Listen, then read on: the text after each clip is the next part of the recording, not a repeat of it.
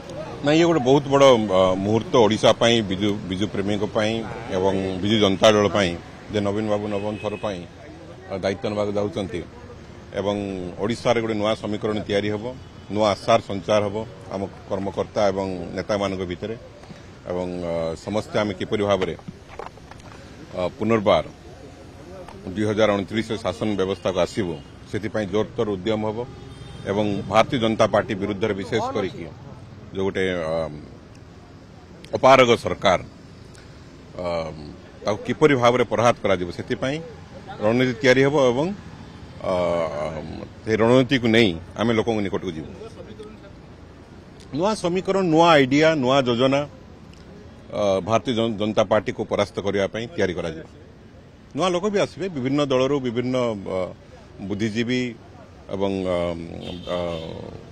जो माने कि समाज रे प्रमुख स्थान रे अछंती से माने आम दल रे जॉइन करिवे अन्य दलरू लोक आसबे एवं बिजु जनता दल को सर्वश्रेष्ठ दल करा जाय 2029 रे पुणी थे आम शासन व्यवस्था करेंगे नुआ पीढ़ी युवक मान ही ए देशर राज्यर भविष्य से संपूर्ण अग्राधिकार दिया व्यवस्था बिजु जनता दल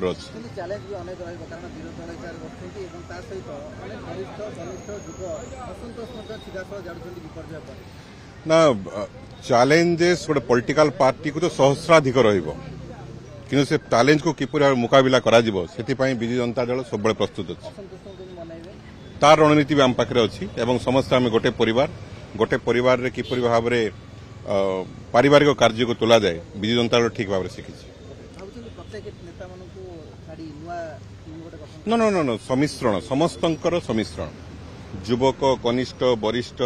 समस्त को नेतृत्व दिज्व पंचायत ठू आरंभ करी राज्य स्तर पर सी पास्ट उपरे आम जीवा ना नवीन बाबू आज सम्मान्य पूर्वतन मुख्यमंत्री दायित्व नेला नुआ चेतना नुआ चिंतन नहीं आगे बढ़ा